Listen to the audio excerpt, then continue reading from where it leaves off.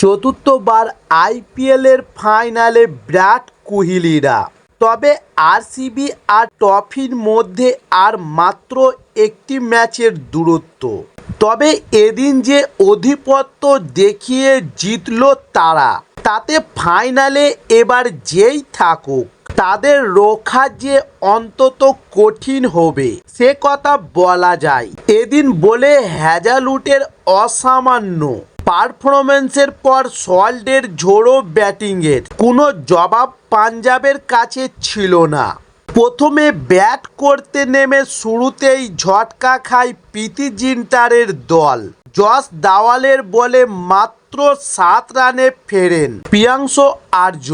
এরপর একে একে ফেরেন প্রভাসিরাম সিং 18 রানে এবং শ্রেয়স আয়ার 2 রানে। তবে তাদের ফেরান ভুবনেশ্বর কুমার এবং জশ হ্যাজালউড।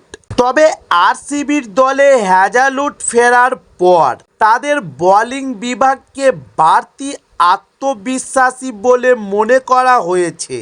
নিজের প্রথম 2 ওভারে 3 উইকেট পান এবং উইকেট কিপার জশ ইংলিশও তার বলে ফেরেন।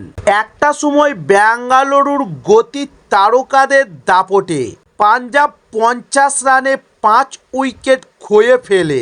তবে এমন অবস্থা থেকে ঘুরে দাঁড়ানো কঠিন ছিল।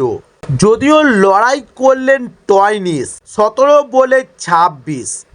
তবে শেষ পর্যন্ত সুভাষ শর্মার গুগলিতে ঠকে যেতে হয় তাকে এবং শেষের দিকে আজমতুল্লাহ উমর যায় অপরাজিত 18 রানে। না খেললে পাঞ্জাবের রান 100 হতো না। তবে এদিন বেঙ্গালুরুর হ্যাজালউড এবং সুভাষ শিকার করেছেন 3টি করে উইকেট মাত্র 101 রানের টার্গেটে বিরাটদের সামনে। আদেও বড় কিছু ছিল না, সেটা বুঝতে ক্রিকেট বিশেষজ্ঞদের হয়তো দরকার পড়ে না। সে যতই ক্রিকেট গেম অফ অ্যাসোসিয়েশন হোক না কেন। তবে বিরাট কোহলি প্রথমে যে বলটা ব্যাট করে খেললেন সেটাই বাউন্ডারিতে আছড়ে পড়েছিল। এরপর মনে হয়েছিল যে পাঞ্জাবের বোলিংকে চিবিয়ে খাবেন কিং, কিন্তু সেই চিরাচরিত অফ স্ট্যাম্পের অনিশ্চিত করিডোরে ধরা দেওয়ার অসুখ অবহিত রেখে তিনি ফিরলেন 12 রানে। তবে ডাগ আউটে মাথা গরম করতেও দেখা গেল তাকে। অকারণে রাগ না করে কোহলিকে বুঝতে হবে যে ফাইনাল জিতলে ইতিহাস গড়তে হলে আর একটু ধৈর্যশীল হতে হবে তাকে। তবে বিরাট কোহলির ব্যর্থতার দিনে যেন সমস্ত দায়িত্ব যেন একার কাঁধে নিলেন ফিন সল্ট। ঝড়ো ব্যাটিংয়ে একাই পাঞ্জাবের বোলিংকে নিয়ে ছেলে খেলা শুরু করেছিলেন তিনি। এরপর বাকি ম্যাচ ছিল কার্যত নিয়ম রক্ষার। মায়াঙ্ক যখন ফিরলেন তখন জয় মাত্র 18 রান দূরে।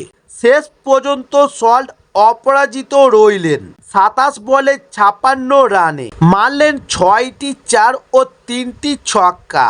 টার্গেটের অর্ধেকেরও বেশি রান একাই করে দলকে অনায়াসে জয় এনে দিলেন তিনি।